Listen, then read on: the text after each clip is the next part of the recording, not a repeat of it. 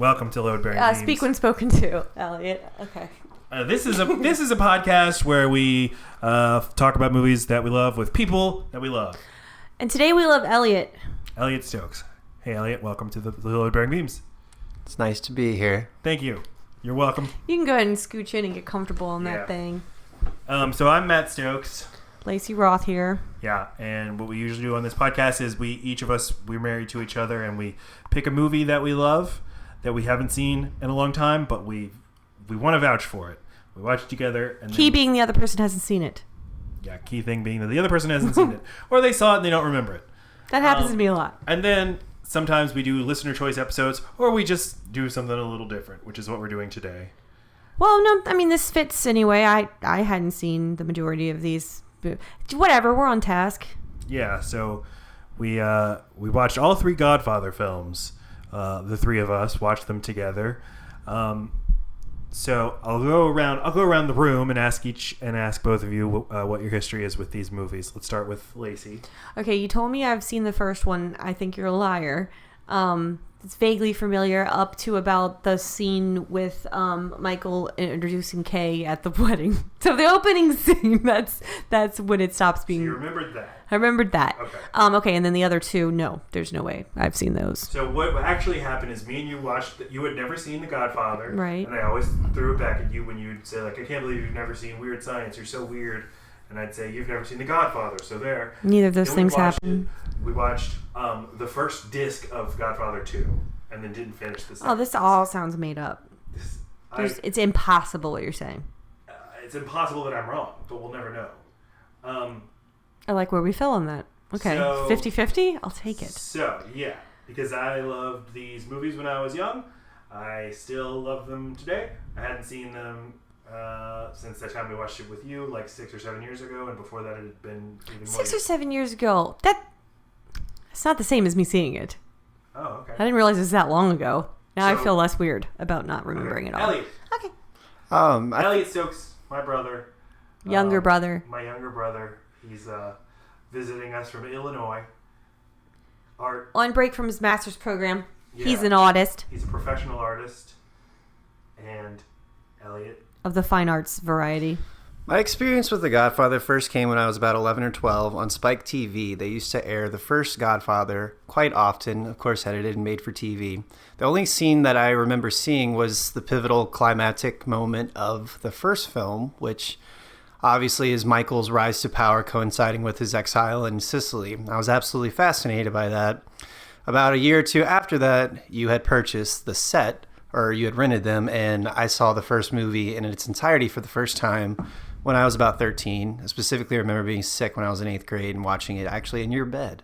So this is the first time you got to see the horse head? The horse head's towards the very beginning of the movie, and whenever it would come on TV, I don't remember seeing the beginning of the movie. Oh, okay. But I'd seen bits and pieces, but never made the pieces of the horse's head. Conclusion that it was all the same movie. Oh, okay. And then The Godfather 2, I tried watching several times, but could not actually comprehend what was happening in the modern storyline. You're talking about when you saw it on TV or when I had the DVD set? When you had the DVD set, so I would only watch Robert De Niro as Vito Corleone's rise to power, and just skip through the chapters. Because you said you would skip through and only watch the old portion of it, not the modern story, and I didn't realize that was because you didn't. There's a lot to follow in Michael's. You're in a lawsuit. You're in Vegas. You're in Miami. You're in Cuba. And if you don't have the first one fresh in your head, because I do think that these matter that they go chronologically, and that you can't have seen the third one and at all know why anything matters. It does matter to watch them. There's a pretty dramatic difference between the first one and the second and third one in terms of how simple, if the first story is not necessarily simple, but it's much more self-contained. I feel like there's like it's told, 4 places. Really, really slow, elegantly, elegant, yeah, paced. You're never lost. You know exactly what's happening with everybody, and even if you can't follow the politics of it, like you can track it all very easily. Whereas I feel like in Part 2, and then especially Part 3, it's like there's so many different strands going on, and people are like not telling each other things, and you don't know who's lying to who. Right. I know who I'm supposed to be conflicted over who I'm supposed to love to hate and hate to love in the first two, and by the third one, I have no fucking idea who the. Well, it does seem all kind of by design that there was a heyday in the mob, per se, when things were a bit simpler and that there was actually loyalty and trust. And then So you as think it it's becomes more purposely modernized, chaotic? that's Oh. when there is a lot more choppier, and trickier, much harder to navigate and negotiate. And That you makes don't sense. actually know who the alliances are, and it's much more self-interested. Well, more and so it's going than- international, Yeah. so that's And- always going to be tricky. The idea was to make a story about the mafia that was like a metaphor for capitalism and the way it expands out. That and the American family. So that's a read. That the reason it's trickier to follow is because it's dealing with trickier things. So, like, we're supposed to be inside the mind of Michael in every movie, and we're supposed to have the cognitive, like, dissonance that he does. So he's getting older. We should feel more confused, and he's getting older and at the same time branching out far beyond anything he ever dreamed. So that shit's confusing. Then the first movie, like the first half only takes place over like a few days. Right. Because it's really just like Michael says, I need to kill a cop and I need to kill Sollozzo and I have to do it in a restaurant. And that's like a very simple thing to follow, and that's a very simple motivation. Then the second half, it starts to encompass a lot bigger period of time and more things happen. All of a sudden, you're in Vegas. Yeah, you're jumping from place to place. Time's moving more quickly. But I think that... So, okay, let's to start, what's everybody's rankings of these three movies? Because we just watched all three of these movies in the period of a week. They're fresh in our brains. Elliot, how would you rank... Okay, wait. Would anybody not rank these movies in terms of from best to worst? 1, 2, 3? I think that's the consensus, but I mean, I think there could be an argument for the second one being better than the first one. I mean, they're much different stories, But but would you make that case? I would not. Lacey, one your favorite? Yeah. I think they're in order for me. Okay, so we all agree that the first movie is the best. I came up with this idea like 10 years ago called Godfather II syndrome, where everybody seems to reference Godfather 2 as being an example of a sequel that is more beloved than its predecessor, but nobody actually thinks that it's a better movie. So like everybody would say Godfather 2 is one of those sequels that's better than the first one, but nobody actually thinks that Godfather 2 is better than the first one. Can I be a real dum-dum? Yes. Okay. They are bleeding together for me. Now, the third one is completely... That's very easy to separate from everything else. Can you please just a quick little recap of right where it stops on the first one and all the things contained in the third?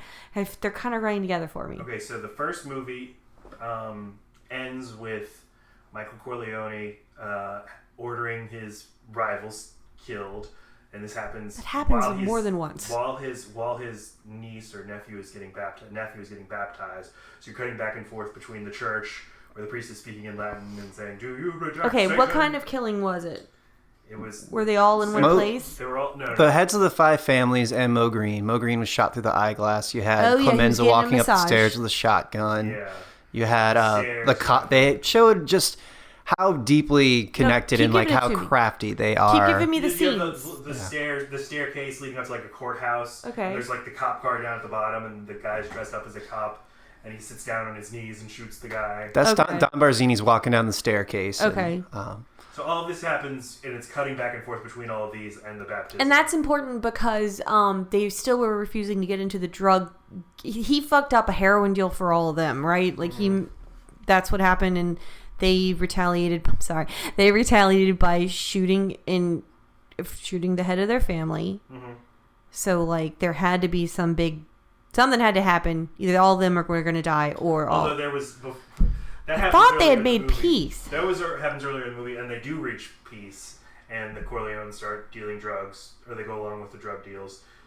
This is later in the movie where they're moving the family out to Vegas, and so they are trying to Right. retain their interests in the New York crime syndicate. But let them. They wanted to detach. But they wanted to detach. So essentially, they settled all family business, and then Okay. immediately after they wipe out all the families, Michael has Carlo, Connie's husband, Yeah. killed in the car, and as this is all happening, they're also moving the house and moving everything to Vegas. Mm-hmm. So, But why would he shoot the other heads of the other 5? Yeah, I can't remember now. Like, was there complication because they were asking to have that one Clemenza or whatever was asking to have his own family. Yeah, Tessio wanted to join. Yeah. And he was like backed by Don Barzini, I think. So Yep. it's like they had quarrels with Barzini. There was some trust issues. I mean, I think it just the deal that Vito Corleone had worked out. Again, it like shows the passage of time that people are still self-interested and that they were going to break and negate on the deal.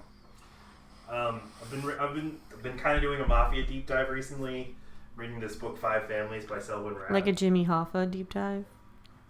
No, wait, wasn't he buried in the water? Was he? I don't know. Oh wait, what's it called? Something. Davy Crockett's locket. What is it called? Davy Jones's locker. That's it. That's in the water. The way you're there. That's where I was going with my the pun. associations you make. Davy Crockett's locket. A dead man's grave. Yeah. And yeah. The commission that was the Five Families is a real thing. Though in the movie, in the first Godfather, they're not the real 5 families, they're just parallel versions. Wait, so in the original, are there any real figures mentioned? Because they do seem to cross real things with not real things. None of the mobsters are real. Okay. There are sometimes parallels for real figures. What? Mo Green is Bugsy Siegel.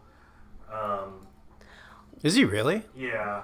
Huh. Don Corleone is sort of a Lucky Luciano and Frank Costello figure. Well, and then Fontaine is... So everybody thinks he's Frank Sinatra, and the real Frank Sinatra got mad about the movie because he said this is going to And he wasn't as good looking.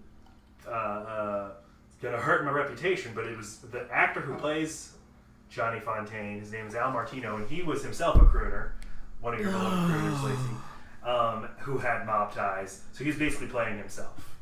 All right. Crying like a little bitch. Oh. You could act like a man.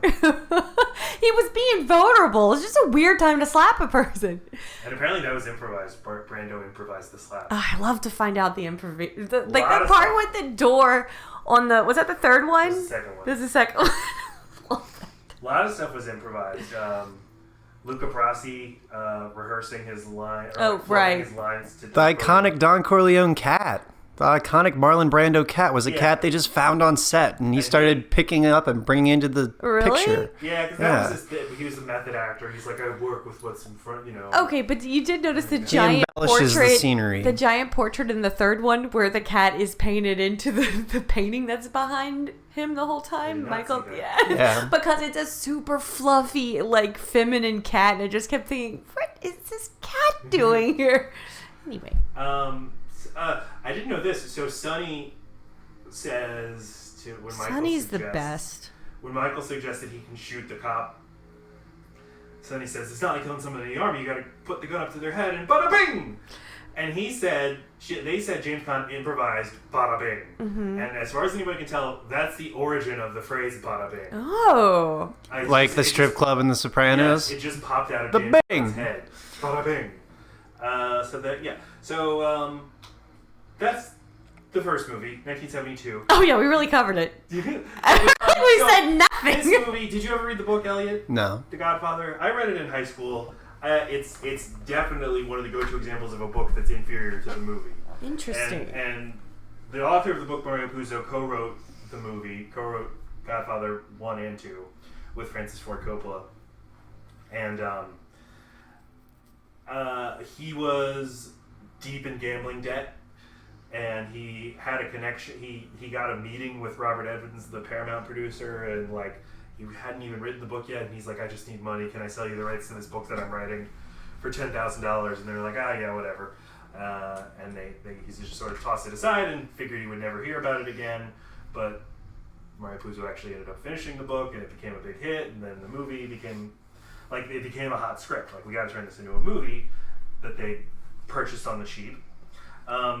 The production was very troubled. They hired Francis Ford Coppola because they figured he would bring the movie in cheap. They didn't want to go with the bigger name director. What had he done prior? No big hits. but just a bunch of smaller budget things. But he was He was still hungry.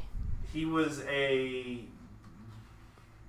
like part of a film school movement of directors who were very well connected. So he was very well known in the industry, but he had not had. But it's got the mainstream indie success. sensibilities of going low budget. Yeah, and they figured that gangster movies had not in a long time really connected with audiences, so they wanted to do something a little different, make it look a little more romantic. And as a bonus, he got to have his sister be Connie. Yeah, because they wanted the family. And No, his parents I did mean, it I too. figured that was like a negotiation thing, that like a plus to him. Like, here, we're not going to pay you as much, but your sister can be in it. No? Oh, no. I don't No? know. Well, that was 20 years later, right? No, Connie's in all three of them. Wait, Connie is? Yeah. Oh. Connie Shire. But she's I good. didn't know that. Oh. Yeah, she's fine. I think she's supposed to be a flake who ends up trying a little harder and then ends up dedicating her life. So I think she does all those right. So, do you think she's better here or in Rocky?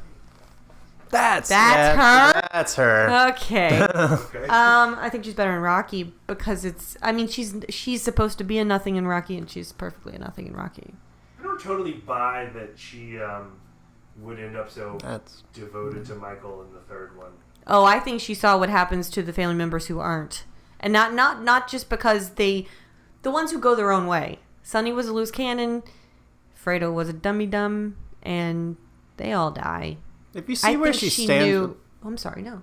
If you see where she stands with Michael in the beginning of Godfather 2, where she shows up with some fuckboy husband, and by the end of it, you know, she's gonna take care of him. essentially watching his kids and seems very devoted to him. And I think it's because she knows where the bread is buttered. Yeah, she's smart. I mean, Yeah. she didn't have a place in the family because she was a girl with a sea of boys who are supposed to take on the throne. You know, one by one they fall away, and there's just the bastard and Michael. So as long as she's now only has to win the favor of one male and not try and be the best to be three different women to three different men is what she would have had to be. She is the first movie mad at him for killing her husband. Sure. That's The a second bummer. movie, she's like resentful of him because she has to go beg for money from him.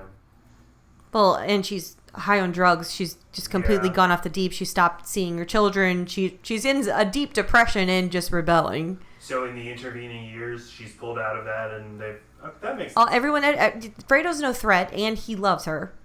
But my Sonny's gone. I get why Michael would care. They're about also her, the but- closest in age. Again, Yeah. she found a place. Dad's gone. Mom's gone. Literally everyone who was in the way, all of a sudden Connie just rose to the top. There was no reason to try before everyone else had died. Okay, so she felt. Yeah, she got to be a decided, matron. I She can- wanted. okay. She was never going to be a patriarch, so she got to be a matriarch. Literally taking care of his kids. So do you? It even ends with her saying how she wants to take care of him. That's all. Yeah.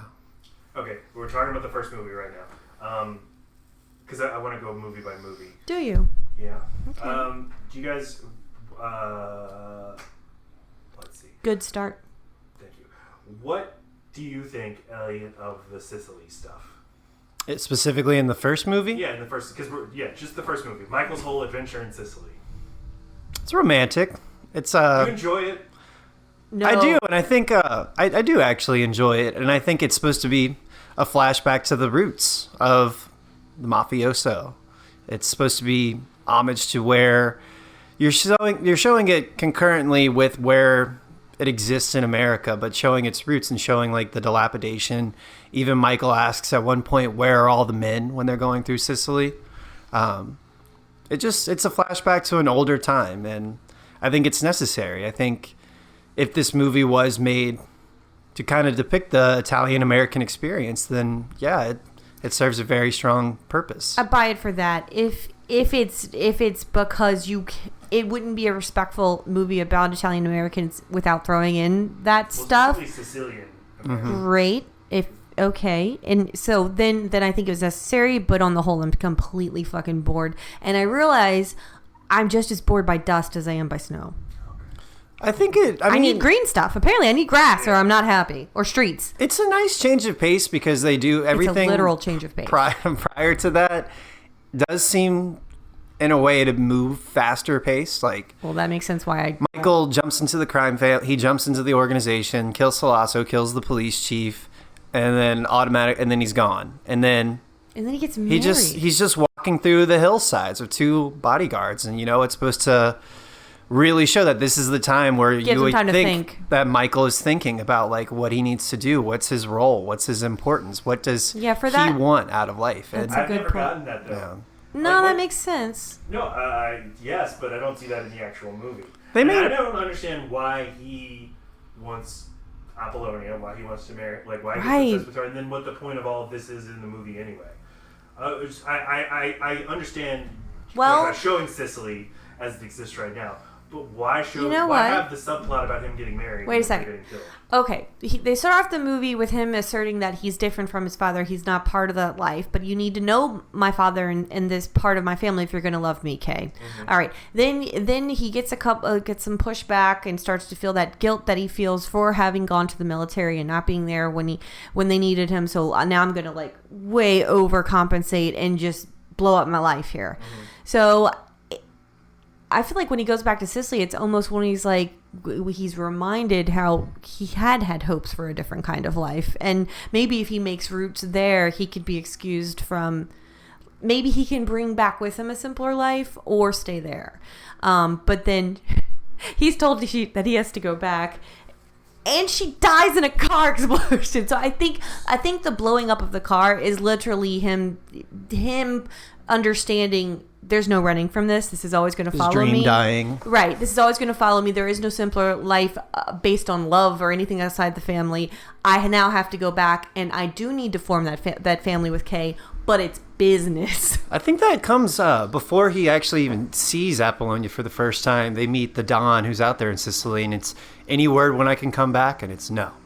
So maybe it is him just embellishing and like almost wanting to set up roots that maybe this is the next life for me. Well, so he's either trying to escape into his own little paradise, or could it be him trying to just further ingratiate himself with his family? It's like, I've already done this giant thing. Let me bring you back, and now I need to like really just embrace this side. I don't think so. I think he doesn't.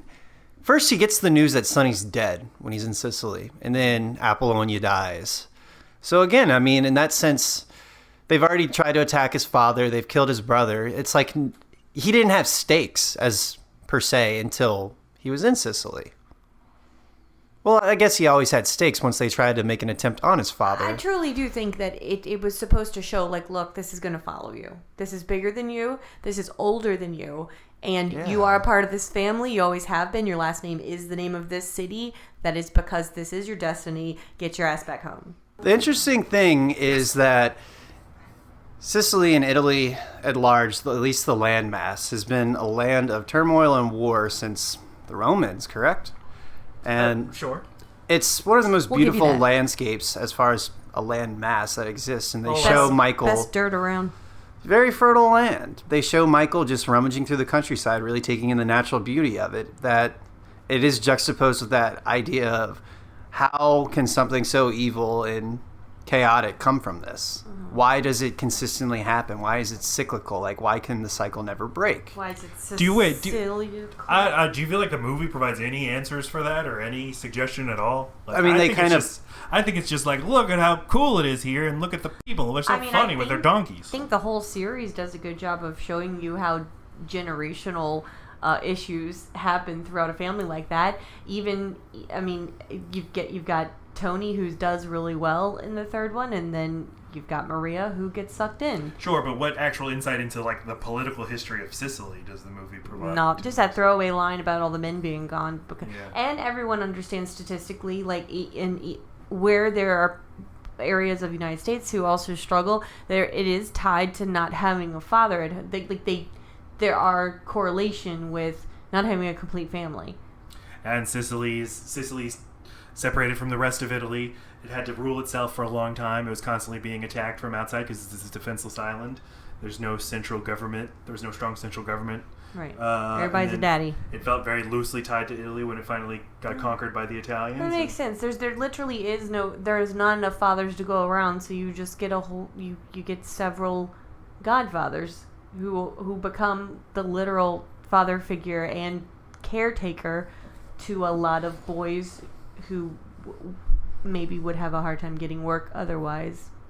And the reason that in Sicily historically the mafia leader, the local mafia, commands more respect than the government or the police is because they're the ones who actually are doing things. They're the ones who they'll get something done that day. They're the governor as opposed to the Taliban or something. The mayor in Afghanistan. It's we don't have a real government here. So the gangster or the warlord is who we're going to listen to. The mayor versus the governor.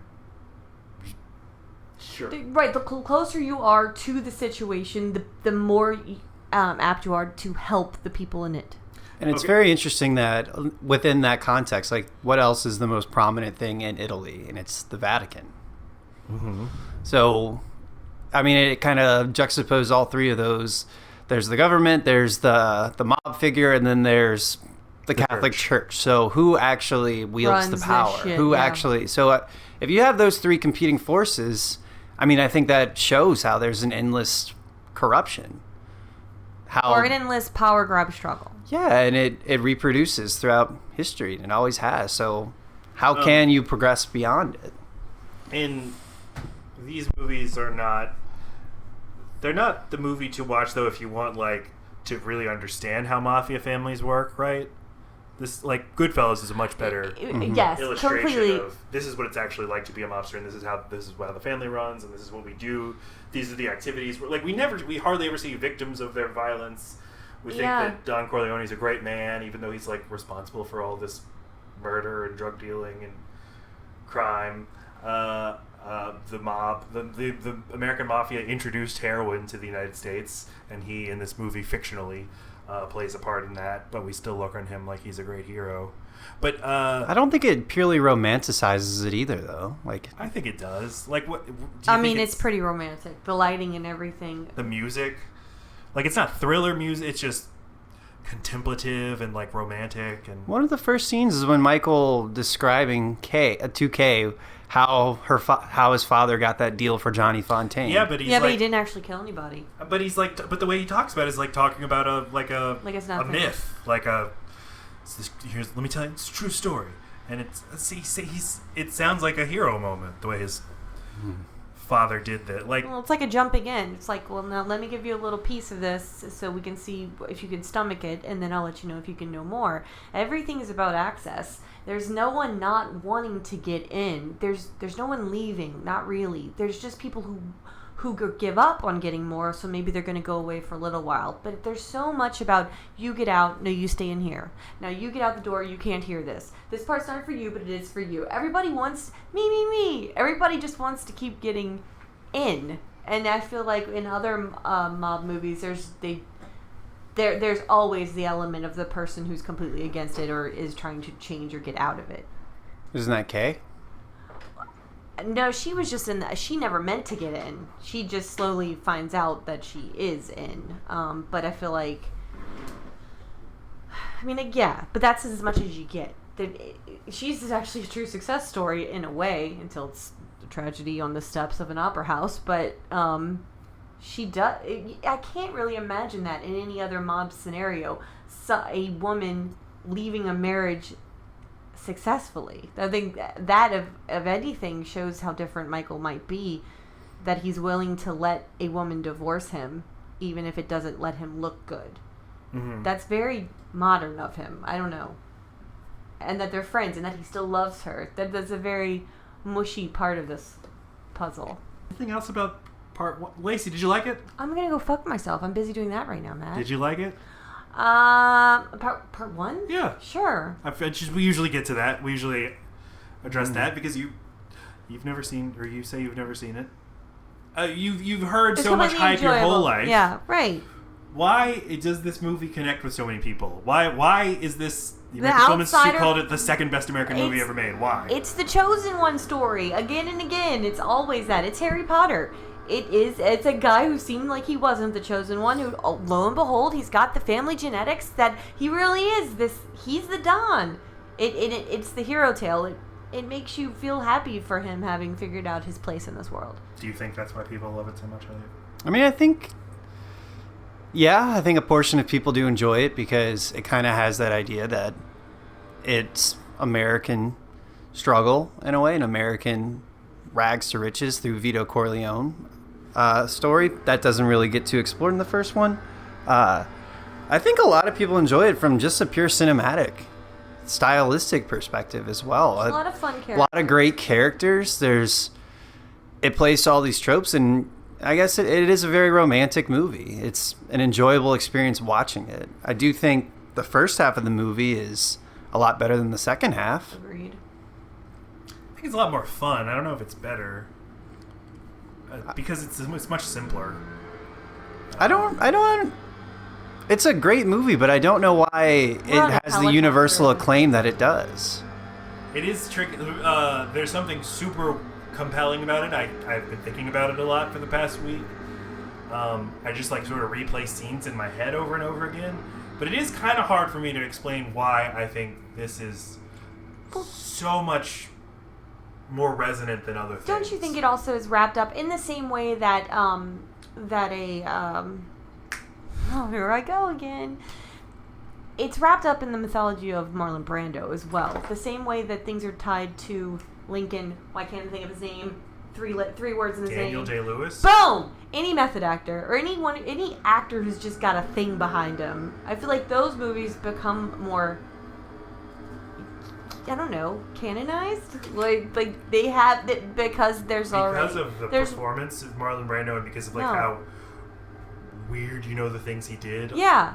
Like a that's Stanley another Kubrick movie, it's more than just the movie at some point. It becomes this whole package of folklore. Yeah. Because you can't picture the parts that didn't happen. You can only know those because people say them. So that it gets to be a movie and it gets to be something unproven in your head. It gets to be the mythology and the movie. It was so hard to make. Oh, now I could just picture what you mean by that. Can we get a behind the scenes? Can I get a documentary? Yeah, and Vito Corleone actually isn't in very much of the movie. It's a supporting performance, and the performance is so legendary that when you get him, you're like, oh, here we go, we got him. Let's enjoy it. You know what I'm saying? Okay. Okay. All right. Whatever. Fuck you guys. No, fuck you harder. It's harder for me to answer that question than someone more knowledgeable like yourself. I would have to know what kind of performances existed, but this seemed the fact that this movie holds up so well lets me know that it was advanced and cutting edge for its time. So I need to know the piles of shit that were alongside of it, and that's probably a big part of your answer as to why this stayed so relevant. But and it's an identity movie. There's a certain kind of guy who says that his favorite movie is The Godfather. I feel like that kind of guy is usually the kind of guy who also has a Scarface poster on. Yes, but he is. That seems That's part of it. I'm just saying it's part of it. That's what's, you don't necessarily want to come out and admit that this is one of your favorite movies because it does have that association with it, and it's every gangster rapper has adapted it, every criminal has adapted Think about a Hot Topic and it wall. only comes down to well, it's money, it's greed, it's assassination, it's violence, and it's not that at all. So it's the very fact that it was swept.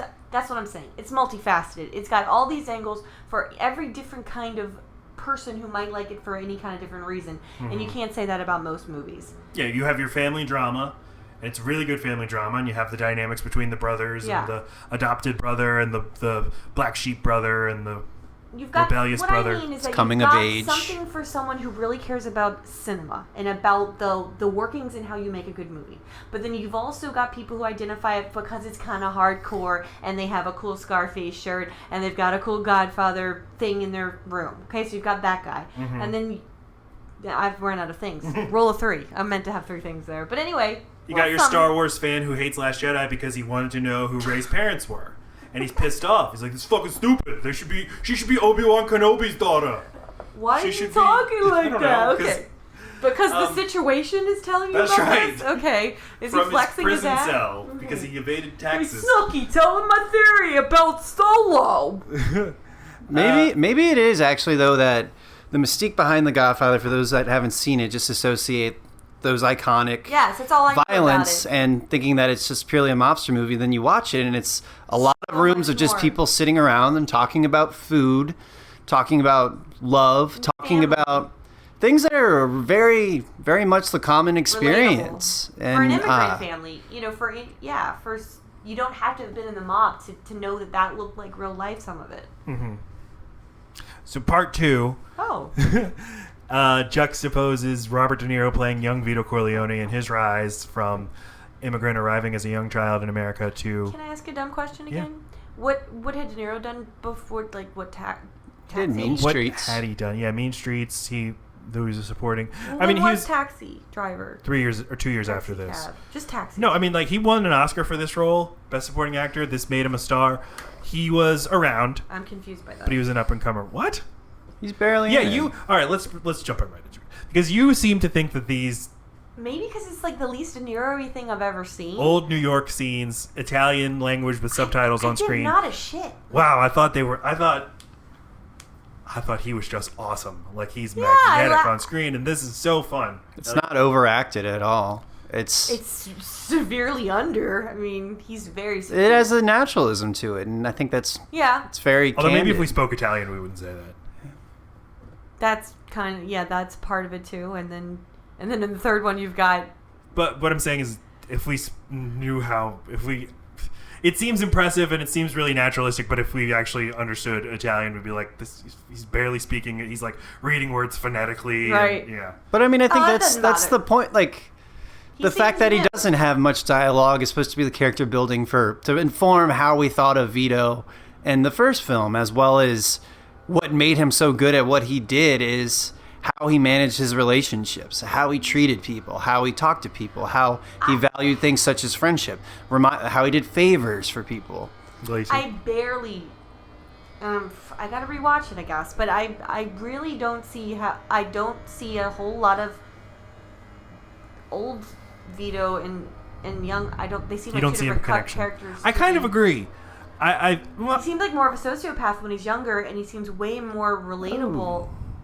You think he seems sociopathic in the second? Oh, I yeah, he's think... got a cold instinct that he cares about his, but he can completely... He's got a numbness that allows him to be gutsy. That's a sociopathic. Well, think about how he came to America in the first place. Got it. Well, yes, but everyone did. But it seems there is something... He came in a his family was killed. Yes, I know, but lots of immigrants had traumatic stories. Sure. There is something about him that allows him, and I don't necessarily know that the movie shows you what it is. They don't. He's cunning and smart, but they don't tell you why. But from the reading I've been doing about the mafia, is this Don Fanucci character that he kills. The one with the white suit? Yeah. I love him. I just want to wet my beak. The hummingbird's beak of a wetness. So okay, so De Niro goes to him. He's like, hey, you and your friends have to pay me $1,000 or I'll kill all of you. $600. $600. $600 each. It was 200 each. 200 each. Okay. So Vito goes to him and says, like, I'm going to pay you $100. And I'll get the rest at some point. And, like, he's like, you've got balls. I love you. I respect that. And he's, like, so excited now. He's like, oh, let me get you coffee. Let me get you work. Everybody else is a bunch of yes men. I'll bet that was fun to find him. And I think that there was a brand of gangster that was much more tied to old Sicily of like, I'm just going to throw my weight around and be a tough guy and get what I want. Whereas De Niro represents this up and coming strategist brand of more strategic kind of criminal. Mm-hmm. And Fanucci was just not used to anybody standing up to him because he's like, I'm a tough guy. So he's just like, doesn't even know how to react to this. I'm already doing that. You got to wait till I die or go to bed. And De Niro's inside, or Vito's inside, is like, if I work with other people and I'm smart about this and I'm not so like, I'm not showy and walking around and prancing around in my white coat, asking everybody to pay tribute to me, I can do a lot better. Yeah, not to mention he goes home alone. That's unheard of. I don't think I've ever seen a high level anything go home alone. He was drinking in the coffee shop alone too. Yeah, but I thought he owned it. I thought he had boys in the back. Like I had no way of knowing that he was alone. That seemed on purpose. Do you remember in the Sopranos, Junior Sopranos talking to Tony, or Tony's telling Junior, he's like, you know why Caesar's men loved him? It's because he never ate alone. It was, you make sure everyone is fed around you, and that's one of the basis of, I believe, the mafia. That The more people you have eating with you, and not because they're paid by you, the stronger and the more power you carry, because they act out of love more blood so is than. supposed to be thicker than water, and this is why. Yeah, because you can't trust most people, but you can. There's a shorthand to your blood relatives. Some of our Was it a boy? One of our I need another bodyguard, you fucking wench. One of our the first introductions really of Don Fanucci is him coming into the grocery store, where I think that is where Vito really makes the shift from just everyday Italian immigrant struggling, working his way up. Once his job is taken from him and he chooses to recognize that his boss did him a favor by taking him in and keeps that loyalty. And he's like, you helped me. You were like a father to me, and I will not forget that. And I understand that this man has put the pressure on you. I mean, I think that's when he makes the switch. And then once Clemenza and Tessio start to question, like, why does Don Fanucci get to do all this? He has guns, we have guns. I think, Vito has that, why not me? What does he have that we don't? That's where I see that transition and that shift into, this is how I get from where I am to where I'm going to go. That's my problem with the flashbacks. There's not enough of that transitional stuff. Like I appreciate the ambiguity of it, 30, though. And he's cutting. And I could have done with a whole movie about that. The guy, he meets Clemenza, and I just assumed, well, Clemenza is the big fat guy from the first movie. Well, this is his dad. This is not the same character, because in the first movie, he's like, yo, Mike, come over here and cook some pasta. But in the second one's like, I'm Clemenza! Come and work with me. And hold on, my gun! No, it's the same character, though. That's supposed to be young him. I know. Really? You start off a size, you end up a size. You get hit he in the head sounds enough nothing times. alike, and Don Vito ends up seeming so much older than Clemenza in the first movie, but in the second movie they're the same age. Anyway, it was just confusing. But they look the same age to me in the first movie. They do? Yes. Do they look the same age to you? If anything, Clemenza seemed older in the first movie. I mean, in the second movie. Than Don Corleone? No, but he seems older than Don Corleone in the first movie? No, they seem the same age. They're both senior citizens. He's on his way out. Clemenza seemed like, I don't know, he seemed like a little more spry than Vito in the first movie. So I'm buying it though. I don't need. There's no reason. I'm not like, this is why The Godfather 2 sucked, because I'm okay with that. Okay, I I'll might be buy a little it. Star Wars Last Jedi hater right here. Like, why is you Luke's are really lightsaber blue? Trying to fold that into this conversation. Yes, He I is am. dying to talk about Solo. Okay. Han. Yes. Yeah, Solo. The scene with the rug is just so good.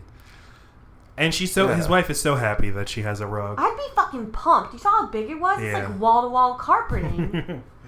That thing definitely had to be imported from the East. It doesn't even matter. I would have taken it from Overstock.com.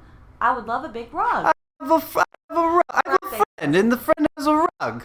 You might like it, huh? And yeah, my wife, she might like it, Clemenza in the first movie also doesn't sound like somebody who only spoke Italian until age 30. He doesn't have a trace of an accent. He doesn't sound He sounds like a New Yorker, you mean? Yes, he sounds like a New Yorker, not somebody who grew up speaking Italian until he was 35. Yeah, they're not so careful with dialect and stuff. Yeah. The conceit of the movie is to toggle back and forth between the flashbacks where you see the rise of young Vito Corleone and then Michael Corleone in the late 50s.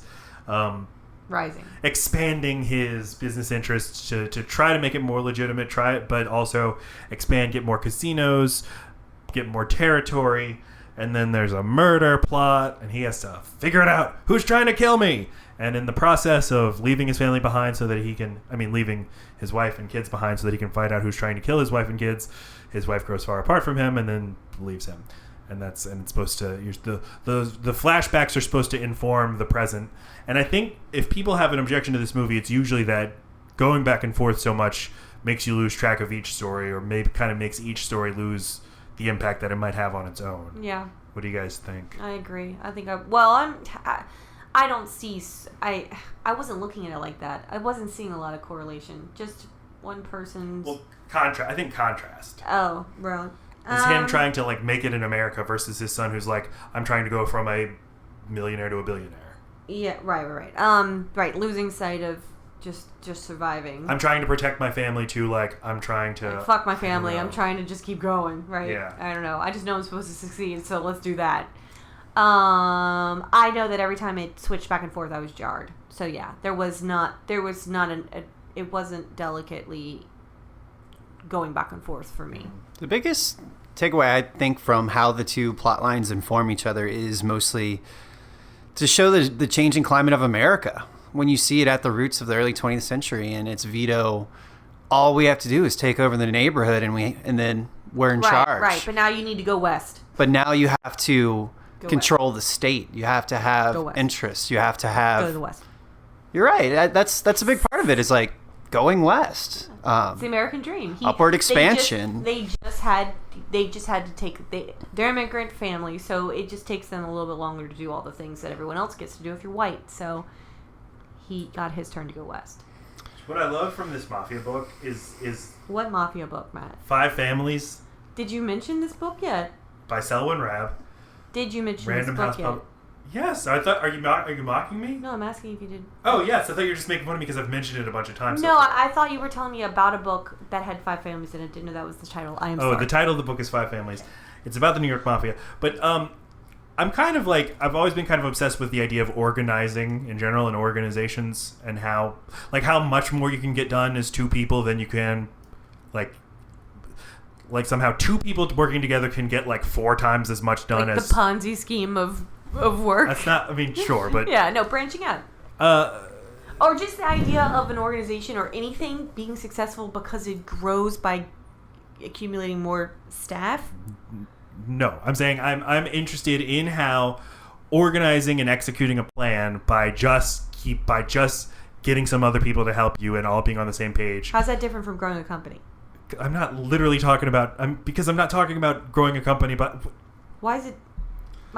Because what you said was not the thing I think what you're trying to say is more through uniting and making truces and like working together more so than constantly trying to defeat whatever competition. It is, whether it's churches, political systems, international organizations, or crime organizations. I think it's always just interesting how different things interact and how much can be accomplished just by people working together because so many other people will not bother to work together.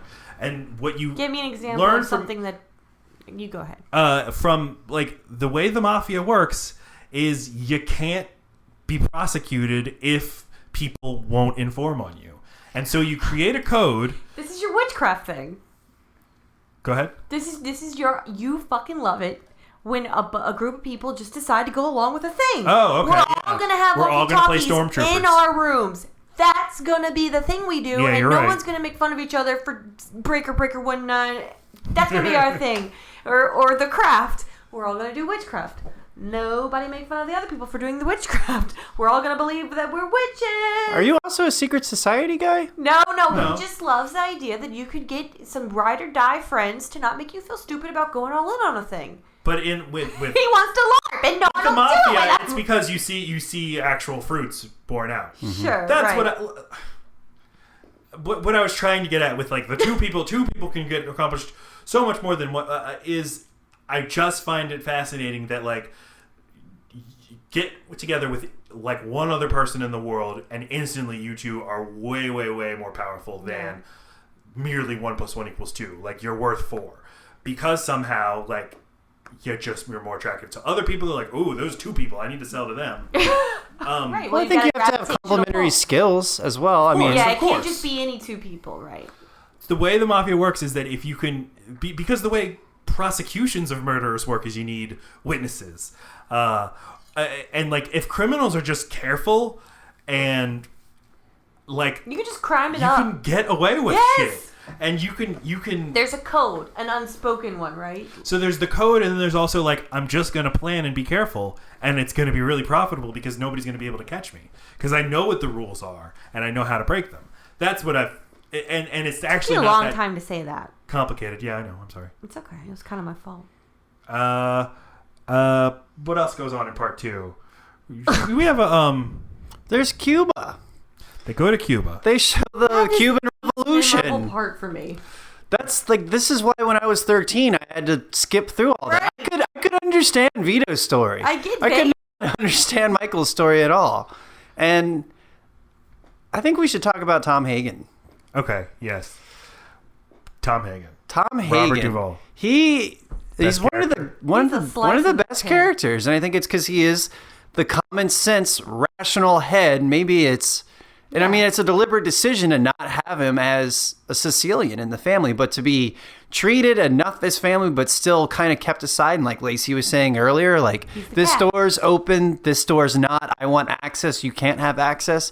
I feel like no character kind of personifies that better than Tom. Yes, and it's another... And divisions between like what is allowed and what is not allowed, what you can be a part of and what you cannot be a part of. Right, and what real leaders can do when they decide to break some rules. And it's what sets this family apart from all of the other nickel and dime families. That when they show glimpses of the other families, they never seem as organized. They never seem as together. They're loud. They're all over the place. They're not smart. So I just do find it interesting. The strategic differences, I assume, are specific with the Corleone family. Letting your wife divorce you, still remaining friends. Having a bastard who's not related to you, who you met at 12. That's different from meeting a baby. Be such an integral part of your family.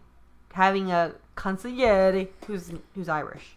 Well, the boundaries that Michael has, I mean, it's kind of crass in the first film where even in front of an older Vito Corleone, you're out, Tom. Mm-hmm. You're not a wartime consigliere. Right. And it doesn't make sense. And Tom takes it very rough. He doesn't explain why he does that.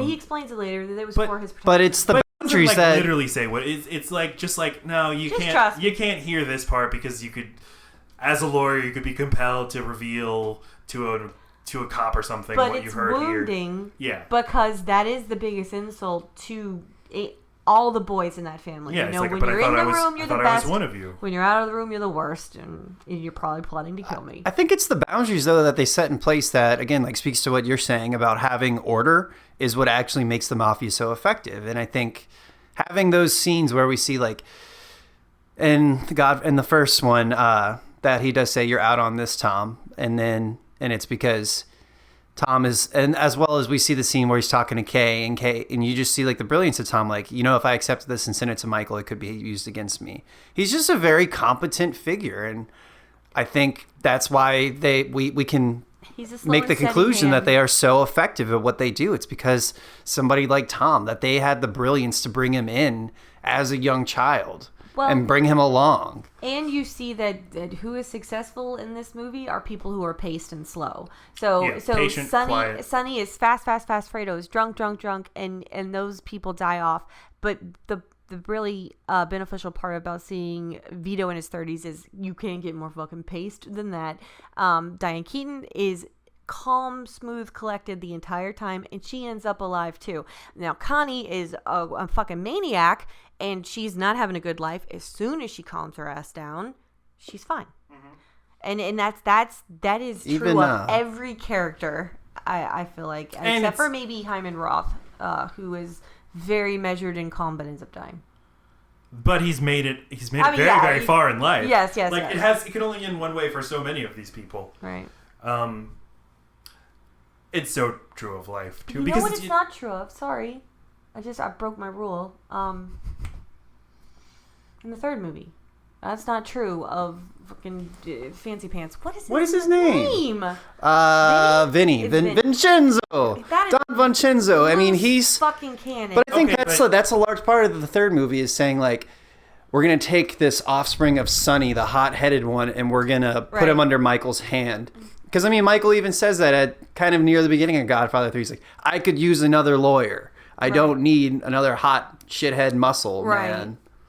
Right. That, I mean, it is, you need the calm, collected figures. I feel like spending the weeks with Michael. I think the general point stands, and it stands in life, is like, it's really hard to be patient and just kind of like execute a plan, but that's how people succeed. Mm-hmm. Is because there's also a lot of people who just can't wait, who can't keep quiet and think like, I have a well thought out plan, and I'm just gonna, with discipline, stick to it and be persistent. I never noticed until watching it this time the thing with where they have Senate hearings kind of comes out of nowhere. Yeah. They don't explain. The movie doesn't explain. There's no warning that it's coming. Yeah, that this is why it's happening. Forget like what the current storyline just prior to that one is. I mean, it might be they're in Miami, or that was when they're in Cuba, and then they jump to a court proceeding in Nevada. It's not a court proceeding. It's a Senate hearing in Washington D.C. where like And these things really happen where they would subpoena mobsters to come testify before Congress, and they'd say, "I'm just a legitimate businessman." I noticed on they have the board with like the organization, the Corleone family organization laid out, and they have Michael at the top, and then it says underneath that it says Underboss Fredo Corleone, and then Consigliere Tom Hagen. I never noticed that Fredo is technically the underboss of the family, which.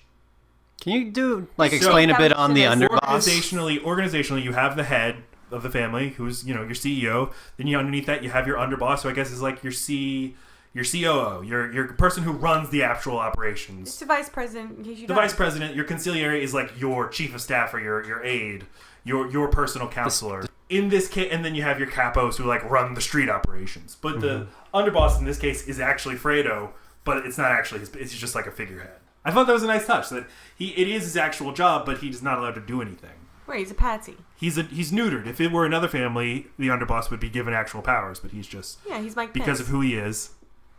He's Mike Pence. Okay, that's all. Godfather 2 is really good. Godfather 3 was the one that I had only seen once. This is well known as a bad movie. People didn't like it. It's Francis Ford Coppola said he did it for money. You can tell when you watch it. It's not a bad movie. No, I really enjoyed it. It's enjoyable, yeah. Elliot, did you ever seen it? I had never seen it, and having seen it now, I don't really know what to make of it. I enjoyed not liking it. Does that mean like there was something enjoyable about it, and the parts I didn't like, I enjoyed not liking it. Like I love. It's just a much different experience Maria. watching it. Yeah. You loved hating who? Maria. Mary. Okay. Why do? What do you? Sofia Coppola, and she was she just act. I mean, she was just fun to watch be bad. I don't like Showgirls. I enjoyed that performance as well because it was so rich with badness. What was so bad about it? Recently I was asked to party plan, and I think now I might be culpable.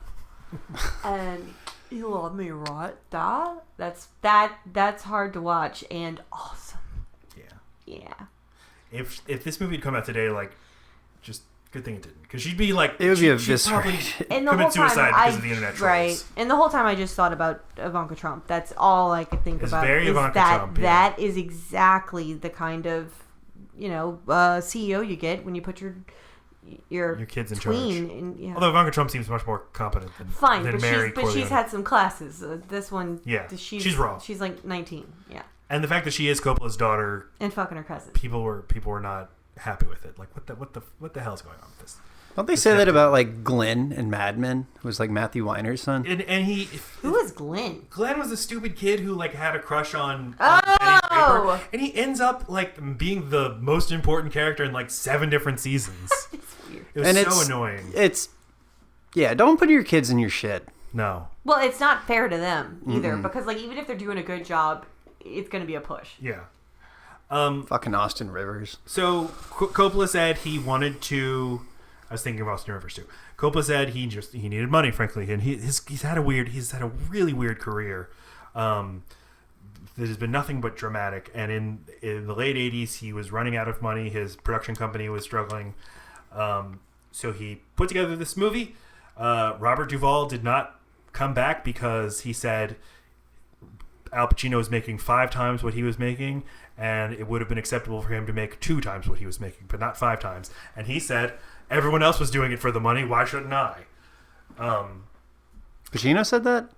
Robert Duvall said that. He's like, they're like, why were you being so like, why are you making such a big fuss about this? He's like, but everyone was doing this for the money. Right. So it might as well be worth it. Right. If we're going to fuck with our legacies. Yes. Right. You can only fuck it up. Like, what are the odds it was going to be as good as 2? But people really thought it was going to be something, because it was like, well, sequels back then weren't good, but like Part 2 was one Best Picture. It's like, so whoa, who can't wait to see what he does now, 16 years later.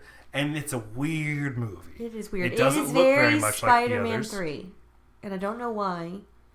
It's just the third movie in a so many moments where I turned to you and went, what? This happened? And you didn't know either. Like, I kept feeling like, was I texting? What? There's a whole chunk missing. Well, it has a really complicated plot about the Vatican Bank owns 25% stock share in a state-controlled company, and we need 3 of the board members. But how are we going to get control of those board members? Well, you got to blackmail them because they own 2% stock in this company. It's like a bunch of fucking shell companies and churches and deacons and Sicily and operas. Cousin fucking. It's like just the Godfather World Tour. As well as it's just the same mining. stops they always make. Yeah, hey, let me guess, Sicily. Right.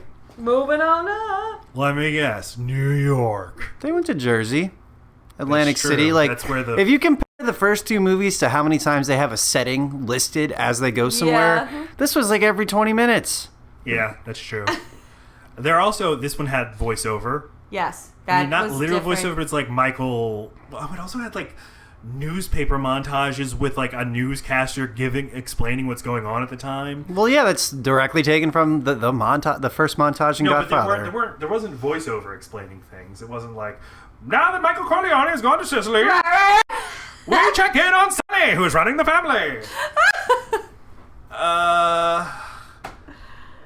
And the way he looks when you watch, makeup is very bothering the me. most shocking thing about Al Pacino's performance in the first 2 is that it's nothing like Al Pacino. Exactly. It's and then all of a sudden it quiet turns into and fucking measured. old But man what Pacino. happened after that is he became Al Pacino. Yes. And he's like trying not to be Al Pacino in this movie, but he can't help it. It'd be like if Johnny Depp wanted to go do a What's Eating Gilbert Grape 2 right now, he would fuck that shit up so bad. It doesn't matter. He's so un-Johnny Depp in it, and it's such a good movie. If he... Oh, really? Oh, hello, has anyone seen my scarf rack? Doing that in that Always movie? declare your animals when you go to So what you're saying is the first 2 are very successful Pacino because it's so reeled in and so restrained. He hadn't got yeah. enough sniffing of his own ass yet. And but in the intervening years, he's had Scarface. He's become the become Pacino. Manic Al Pacino. Right.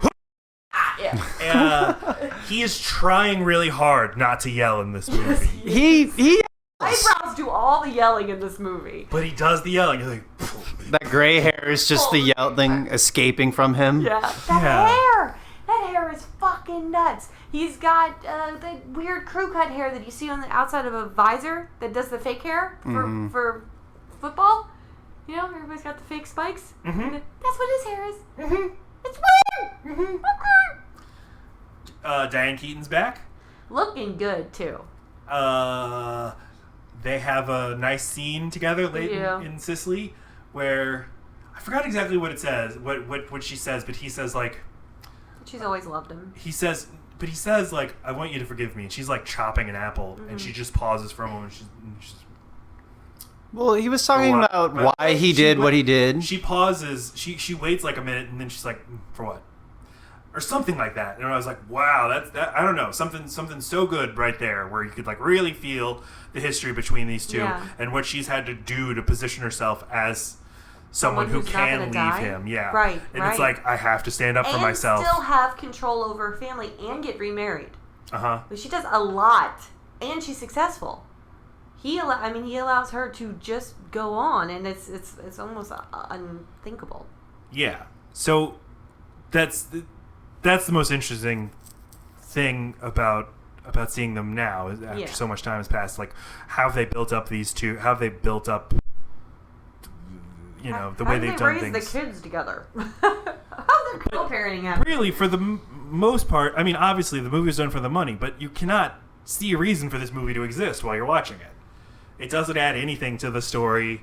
No, and Elliot said something interesting while we were watching it, that they were just mining the other two for, like, it was the way they write the South Park, One Weekend in a Cabin. It says, I'm going to come up with 5 things from both movies, and we're just going to write a whole plot around that thing. Yeah, you said it was like Rocky IV. What worked in the first 2 movies, and let's try to recreate those as best we can. People go, let's hit the tropes that people really connect with, the iconic Godfather. Lots of oranges. I mean, more oranges than in any of the other 2 movies. And tons of orange juice. And he's a diabetic who needs to demand orange juice in this movie. Like, you got any orange juice? Orange juice was the nectar of life in that instance. How ironic. Instead of the death token. The deathly howl of vegetables. And But fruits. did you think it was a bad movie? You said, Elliot, like you don't know what to make of it. I don't know what to make of it. It's out there. It's a movie. Yeah. You Both can't those. deny that. I can confirm it's a movie. I think, something as simple as if it was, what did he originally want to call it? The Death of Michael Corleone? That alone would make me judge it much I differently. think you're right about that. Right, If because you- it was supposed to be something different. Yeah, he said it's an epilogue. Which, like, it makes more sense as that. But it's like, it's Is got that the running... notes after the fact? Is that what an epilogue is? And like, here's the... Yeah, or the end of the book, Here's the what last... I've been doing. The book's over, and now here's, like, one more small chapter. Okay. Here's This a person- This was one little small chapter. That's the thing. So it's got the running time of the last movies. When it was released on VHS, it came in the 2 cassette pack. Yeah. It's called The Godfather Part III, and the artwork looks the same. It's got Michael. It's got the logo. It's got the family photo on the back. It's got the Puppet Master logo. That's such a great point. You can do that with a title. Like, titles will just say what you're supposed to think of a movie. And if it had been 2 hours long, Yes. this no would Vatican- be viewed I as think- like a... I don't know if they didn't need Vatican, and maybe watching the new Pope ruined the Vatican stuff for me too. It just felt, there was one too many places to go on the globe. And the other thing that I think that if Robert Duvall were in it, if you just had one more person from the earlier movies, because Michael's always hanging around with Talia Shire, which doesn't totally make sense. Oh, no, it does. It completely yes, does. you came up with a good explanation for you said why you think that works, but Which we won't bother here saying. didn't we say it on the podcast? What? The thing about how she would... I didn't totally buy that she would forgive Michael for killing her husband and then grow to be so close to him. But, okay. Yes, no. There was no forgiving to be needed. She was a child, needed to be reprimanded, and he allowed her to become an adult and take his right-hand seat. And what I was telling Elliot was that she became his confidant. He didn't need muscle anymore. He needed organizational stuff. Every meeting that he takes, she knows their name. She knows how they're connected. She kisses them. She's the hearth. She's the welcoming receptionist. She ties it all together. She takes care of his planning and his... And what I was saying was, like, I get all that from his side, but why would she do that? And what you're saying is, because finally she has a purpose. Yeah. That's all she ever that she wanted didn't was a place in beforehand. the family. She was never going to be as good of a mom as that mother was, but she'd already fucked up that with her own kids, but she could take care of And they them. make points in the first 2 movies of, like, in front of her, like, no business talk. We're about to talk. Go look at the tree outside. Yes. Go show Carlo the tree. Yeah, and here's Carlo. Here's your arranged marriage. Yeah. You're gonna want him into our muscle thing club that you're not allowed into. Go ahead and fuck him. So they made her marry him, and then they got mad at her for being an abused crazy person, and then they kill him. And it's fucked up. At the end of Godfather 2, she says, like, Michael, I want to take care of you. And maybe that's not just, like, physically look after you, but actually, like, so have your best interests. And you have so many around you who you can't trust. I'm actually your family. I'm actually your blood. Yeah, and that wouldn't have mattered. He wouldn't have given a fuck about her or what she could do for him until he had already been around a strong woman that left him, where he did understand now the value of what a woman could do. His mom dies. There's no mom now. That's the 2 things that had to happen before Connie could really have a place. And Tom dies. In between the movies, Tom Hagen died. Oh, okay, sure, but that helped her sew it in, and then she filled a vacuum. In this she movie, needed Hothead Sonny to go away. Sonny was never going to let her in. In Godfather 3, she's always right there with Michael, and then this other dude whose name is BJ. That is the most random part of this. He's in every single scene, and it's like, if that guy were not there and Robert Duvall was there as Tom Hagen, this movie would be so much better, because it would just be nice, and you'd care more. You're like, okay, I have history with these people. Yeah. I have history with these people. It feels much more lived in. This feels like I'm watching some other movie starring these actors. Yeah. Then she looks way too much like Princess Leia the whole time. She looks a lot like Princess Leia. She talks like it's really distracting. And you hate Princess Leia. Hate. I can't get over this movie has way too much Vincent and Mary in it. And they love Well, to the call idea each other was- cuz, and they love to talk about how much they love each other. Big good decision though that Mary needs to die. She could have died sooner for me. Michael's old-fashioned. He's not into cousin fucking. Right. I would say that is old-fashioned to be into cousins. Yes, Yeah. that's still right. There's 5 people in this Times are village. changing. People fucking their cousins. I mean, yeah. I mean, you know, but they're doing great things with medical science now. No reason to fear. It's dangerous, they keep saying, but you know. Anyway, It's not natural. The way, for the longest time, you know, you'd see the Godfather box set where you have a pretty good idea of what the first 2 are about, but you always heard this mystique about the third one, like a trepidation about it. And I think I asked you at one time forever ago, like, what is the third one about? And you're like, it's Michael trying to secure his legacy and to pass it on. So I went into this movie watching it thinking the entire movie was going to be about Michael's old, who does he give the family business to? And it's there. it's there. But if they could have just narrowed it down to this is what the focus of the movie is. Who can Michael turn to? Who can he entrust to ensure the longevity of the family business? As opposed to continuing to show like his ambition and continuing to try to show like his need for growth even as he's dying in the film. He has a need. He really wants to be a legitimate businessman making...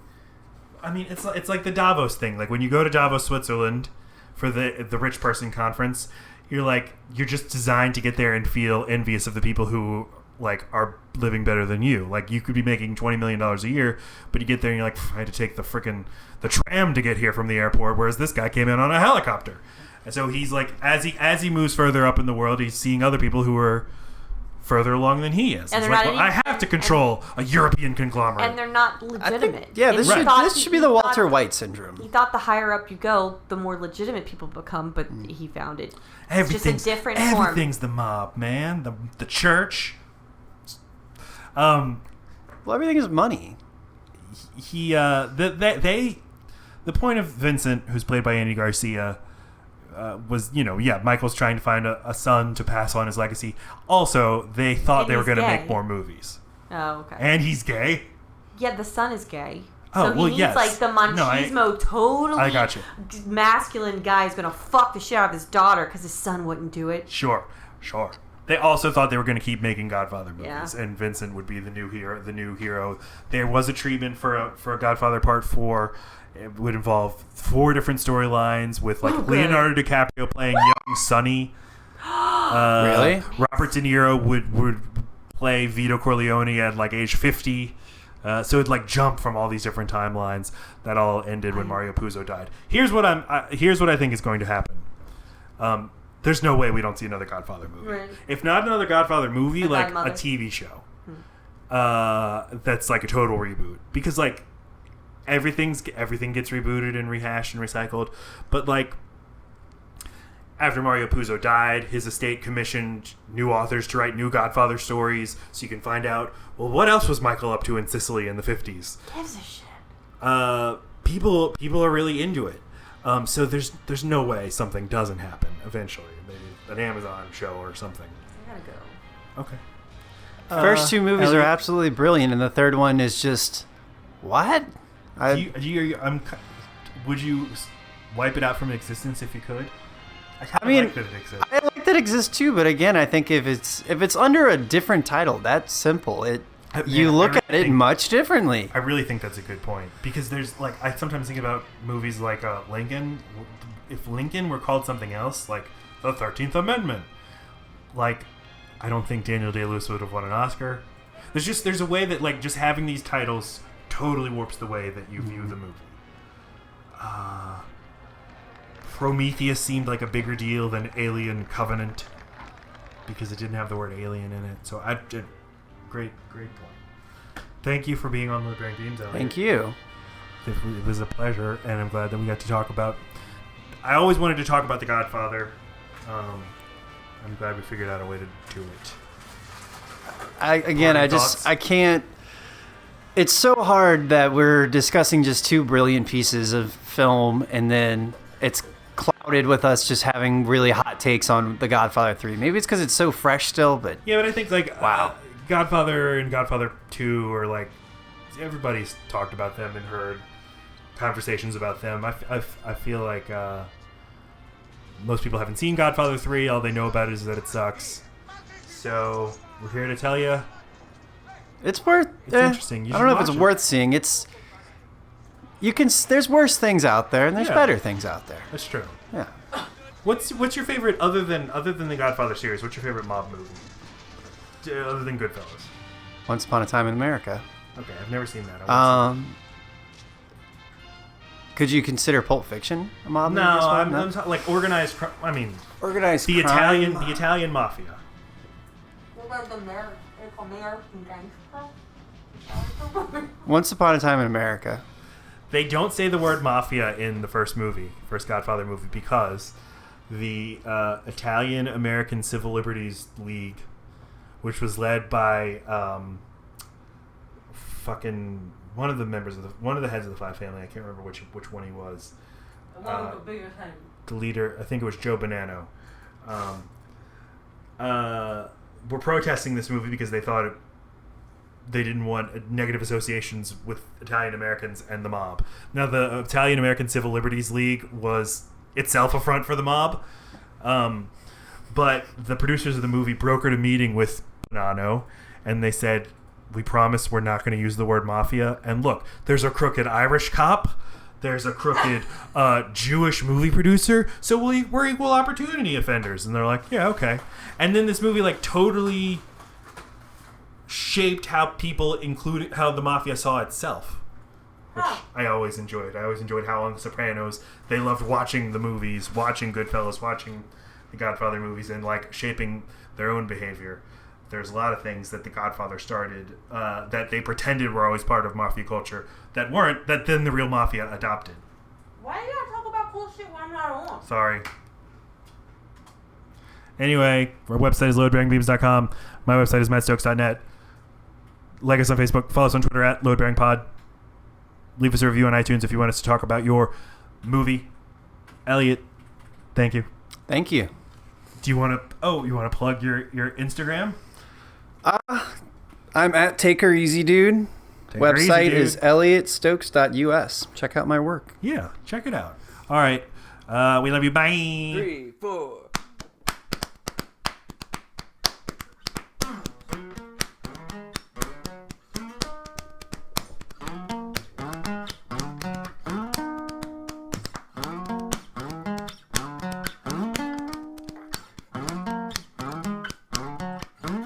Everybody, love Bearing Beams.